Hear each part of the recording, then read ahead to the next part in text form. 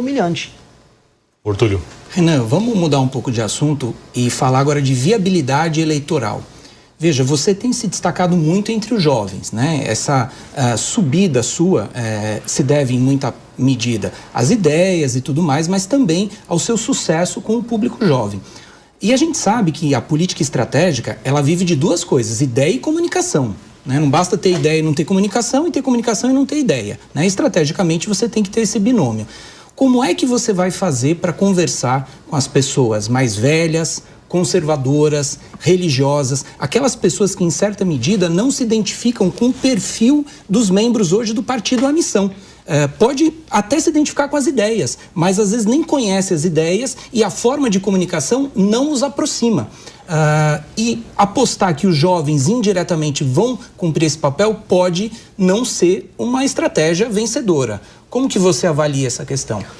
Eu, quando eu decidi ser pré-candidato à presidência e conversei com o nosso time, eu falei muito com as pessoas, olha, a gente não dispõe de meios que permitam com que a gente chegue nas pessoas de maneira clássica. Eu não tenho acesso à televisão como os candidatos grandes têm, eu não tenho o dinheiro para botar uma propaganda na televisão, para sair colocando outdoor por aí, eu não tenho nada. Eu sou um cara de classe média que vive num apartamento pequeno, que todo o dinheiro do trabalho que gero eu coloco no movimento e no próprio partido político, faço essas coisas ficarem de pé. Portanto, eu farei uma campanha com o que eu tenho à disposição e falando sempre a verdade. Estou falando isso não porque eu quero dar uma de Don Quixote, mostrar que eu sou apenas idealista. Eu estou falando que quando você não tem nada a perder. E eu vou fazer apenas o que eu acredito no processo. Naturalmente, isso ressoa entre os mais jovens. Agora, como você colocou, e eu concordo contigo, isso também representa os valores das pessoas mais velhas. Essas pessoas estão em bolhas cognitivas, bolhas de algoritmo nas redes sociais, diferentes das nossas. Também tem uma barreira de entrada que uma parte importante dessas pessoas acha que nós somos comunistas porque nós somos de direita, mas não somos Bolsonaro. É natural. O problema é quando nossa mensagem chega. Eu sou o mais desconhecido dos pré-candidatos a presidente. A partir do momento que eu começar a chegar na casa das pessoas, como eu estou fazendo hoje agora aqui na Jovem Pan, quando eu vou nas rádios ao redor do Brasil, eu chego. E essas pessoas descobrem a mensagem e gostam. Então a resposta está em diminuir o desconhecimento, fazendo o que eu estou fazendo, que é rodando de carro Brasil. Se eu vou aguentar, aí é uma questão, assim, falam de burnout, esses cansaços, eu não posso me cansar, em tese eu sou jovem, mas eu vou trabalhar ao máximo, eu vou rodar de carro, eu vou em rádios, eu vou na mídia tradicional, e eu ainda acredito muito no papel da imprensa tradicional, e com base nisso eu vou começar a chegar no coração dessas pessoas mais velhas falando algo que está dentro do sistema de valores deles. Então, isso é meio que inevitável. Para te conhecer um pouquinho melhor, você é um liberal progressista ou é um liberal conservador em relação aos costumes? Ou não é nada disso? Eu sei, por exemplo, que você é católico. Pouquíssima gente sabe disso. Que não gosto. Então, de repente as pessoas não sabem disso. Às vezes a questão não é o conteúdo, mas a forma de comunicação. Então eu volto a perguntar, você é mais progressista ou mais conservador em relação à pauta de costumes? Eu sou uma pessoa de direita. Eu não gosto de me encaixar colocar nessas caixinhas. Eu sou um cara que tem uma banda de rock, que não gosta de andar todo arrumadinho. Ao mesmo tempo, eu sou uma pessoa que entende a necessidade de lei e ordem. Eu acredito na presença do transcendente na nossa vida. Eu acho que existem hierarquias de valores. Isso me coloca como uma pessoa à direita. Agora, não me coloco... Porque o que seria um conservador em termos brasileiros? Aborto, por exemplo. A pauta do aborto, a gente é favorável à manutenção da legislação atual e contrário esses movimentos feministas de hiperliberalização do aborto que existem. É uma pauta conservadora. É uma pauta conservadora. Só que eu não levo isso de uma maneira moralista. Eu não vou ficar aqui fazendo... Por exemplo, eu sou católico, mas eu não vou ficar aparecendo numa igreja para fazer campanha todo dia. Eu acho que eu separo a minha esfera pessoal, existencial, da minha esfera política de trabalho. Eu tento fazer isso de uma maneira, vamos dizer, correta para não ser invasivo e para não ficar fazendo propaganda. Porque existe um vício. A partir do momento que você começa a misturar essas coisas, você começa a ser um moralista. A partir do momento que você é um moralista, você cresce em redes sociais, mas isso vem com um preço. Que é o preço em algum momento de você ser eventualmente um hipócrita ou de você usar a fé e a confiança dos outros para amealhar, vamos dizer, dividendos políticos. Eu não quero fazer isso. Eu quero ganhar em cima das minhas ideias que resolvem o Brasil. Que são ideias que podem ser colocadas à direita. Agora, nunca fui, não sou um progressista e nem o serei, assim. Esse é o meu jeito de ser. Acácio, pegar um gancho, então, nessa pergunta e nessa resposta, Renan, quem te inspira? Se você, sei lá, se o Renan, pessoa física, fosse falar que tem um ídolo, quem é o seu ídolo? Quem que te inspira? Júlio César, Alexandre o Grande, Ayrton Senna, Bob Dylan. Seria o meu quadrinome aqui de heróis heróis políticos, heróis em campo de batalha, heróis em termos de liderança, heróis em dedicação e disciplina no trabalho, acho que o Senna é um exemplo disso, herói na manutenção das suas convicções pessoais e a sua audácia em não ser moldado por ninguém, que é o caso do Bob Dylan. Eu sempre penso assim, o que cada um deles faria na hora de eu tomar uma decisão. E são grandes referências minhas, assim, talvez sejam as referências que eu mais sigo e mais gosto de pregar para os outros. Só voltando um pouco sobre a discussão antes do André, o senhor cita muito a família de Bolsonaro, Flávio Bolsonaro e um pouco menos Lula. No jogo eleitoral, quem é o adversário? É Flávio ou é Lula? Eu não vou separar muito o Flávio como o Lula, porque os dois fazem parte do mesmo sistema corrupto e os dois, em última instância, a gente pode colocar aqui, estão envolvidos direta ou indiretamente, tanto no escândalo do INSS quanto no escândalo do Banco Master. Então a gente começa a perceber que eles são parte de um arranjo político brasileiro, que é um arranjo meio que fracassado. É um arranjo que não consegue passar nada e que não tem mais imaginação no Brasil diferente. Então, no fundo, meu inimigo nessas eleições é a falta de imaginação do brasileiro. Nós não conseguimos mais imaginar um país que não tenha favela. Nós não conseguimos imaginar que a gente pode ser uma das 5 nações mais importantes do mundo, que é o que a gente nasceu para ser.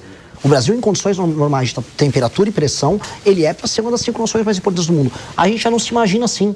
O Brasil não consegue imaginar que ele tem que ter rodovias com 5 faixas de cada lado ligando o São Paulo ao Rio. Você, na verdade, pega uma estradinha triste na Serra das Araras, indo de São Paulo para o Rio de Janeiro. A gente perdeu toda a ambição. A gente comemora quando sai uma ferrovia. Veja, a ferrovia é uma tecnologia do século XIX, não é exatamente... Né? O mundo está indo para o espaço, a gente está comemorando, nossa, talvez termine uma ferrovia.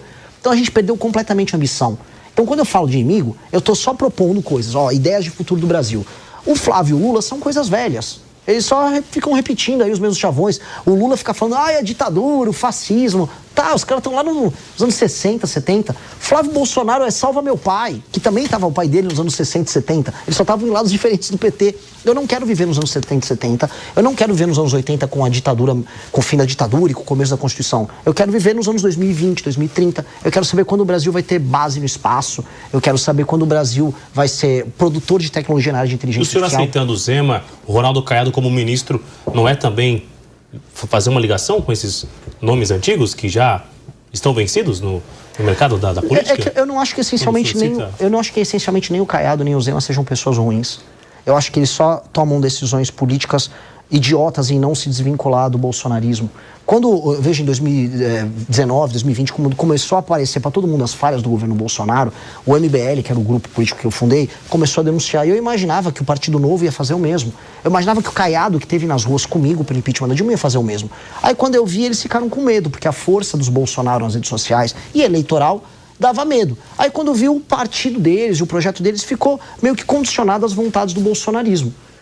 Eles não são pessoas más, mas falta essa coragem de fazer o que eu estou fazendo aqui, de avisar o rei tá nu. Não adianta a gente ser de direita, mas seguir um líder fraco como o Bolsonaro. Então, poxa, venham pro lado de cá, vamos construir um caminho. Claramente, se eles se unissem num projeto junto comigo, e as pesquisas estão mostrando isso, a gente pode apresentar um projeto de direita moderno e eficaz. Por mais que eu tenha discordâncias de coisas que aconteceram no governo do Zema, ou posturas do Caiado, poxa, eles têm coisas a agregar, seria legal pra caramba. Então, eu não tenho problema nisso. Terceira via? Não existe terceira via nesse sentido. Eu sou o candidato da direita, o Flávio é um candidato do centro, o Lula é um candidato do centro, e os outros dois, o Zema, o Caiado, eles estão candidatos, é o centro 2 e o centro 3. Né? É o cara que fica no banco de reservas do Flávio. E eles não têm que ser, eles são melhores do que o Flávio. O que eu falo para esses dois é, eles são melhores essencialmente do que o Flávio. Eles são mais inteligentes, eles são mais capazes. Eu não conheço o envolvimento deles em escândalos de corrupção como o caso do Flávio. Então, poxa, eles tinham que estar do lado certo. O lado certo da história nossa é romper com essa velharia aí. É romper com esse Flávio, com esse Valdemar. Tem que ficar falando de Valdemar da Costa Neto, levando a sério a opinião do Valdemar. O Valdemar não tem que ter uma opinião. O Valdemar, ele tem que ter uma cela. Esse cara não dá. André, por favor. O senhor falou sobre propostas, o senhor até citou o fato da possibilidade do deputado Kim ser o seu ministro da Fazenda se o senhor ser eleito. Muitos economistas falam sobre a necessidade de um ajuste fiscal profundo no Brasil a partir de 2027, mais de 400 bi. O senhor citou uma PEC do deputado Kim. É nisso que o seu projeto de ajuste fiscal vai se basear? O senhor pensa em vinculação do reajuste do salário mínimo ao crescimento da economia? Pensa em retirada de subsídios a setores da economia? O que você pensa, o que você vai incluir na sua proposta de governo sobre economia e ajuste fiscal? Grande pergunta, é uma pergunta desafiadora, porque espero que os outros presidenciáveis respondam a essa pergunta. Porque ninguém está falando do tamanho da crise fiscal que vem aí. Aí todo mundo vai falar assim, eu vou retirar um privilégio aqui, um privilégio ali, eu vou cortar um negócio aqui. Legal, vamos dar nome aos bois?